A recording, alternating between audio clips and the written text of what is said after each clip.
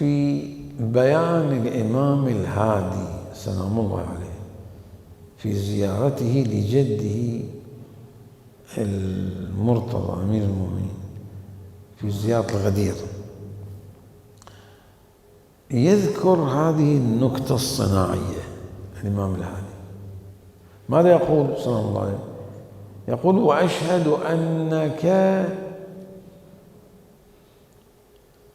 يعني مضمون الألفاظ أنا ما حافظنا، جعل الله إمامتك في محكم الآيات. هي عبارة عند الإمام الهادي. شوف لاحظ يركز الإمام الهادي على المنهج في محكم الآيات، يعني مما يدلل على أنه المتشابه أيضا متضمن،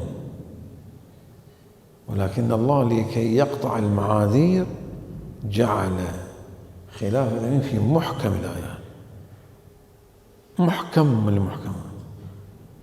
ليه موضع آخر يقول الإمام الهادي في زيارة غدير: أشهد أن الله مثلا نص عليك أو كذا أو جعل كذا، في نص التنزيل.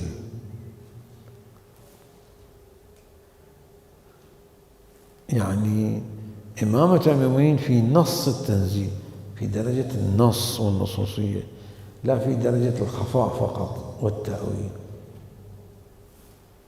مع أن ما نزل من القرآن، ما جاء من القرآن في التأويل حق، كما أن الذي جاء من القرآن في التنزيل ونص التنزيل حق. لا يختص حقائق القرآن بنص التنزيل، يشمل أيضا التأويل، مما يدل على أن حقائق الدين لا تقتصر على نص التنزيل المحكمات، أيضا تشمل المتشابهات، تشمل التأويل، تشمل.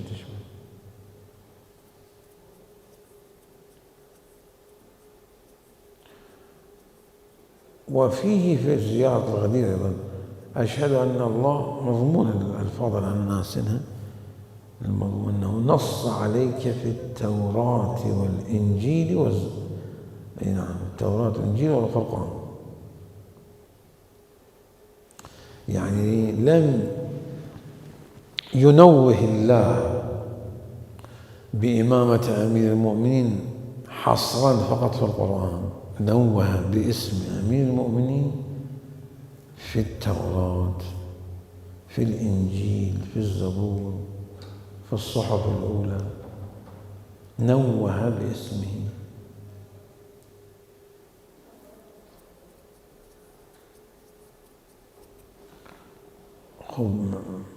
إذا أمير المؤمنين بعد الله ورسوله تأتي رتبته في موقعية الدين، والدين واحد بين الأنبياء، فلا محالة يذكر في الصحف السماوية السابقة.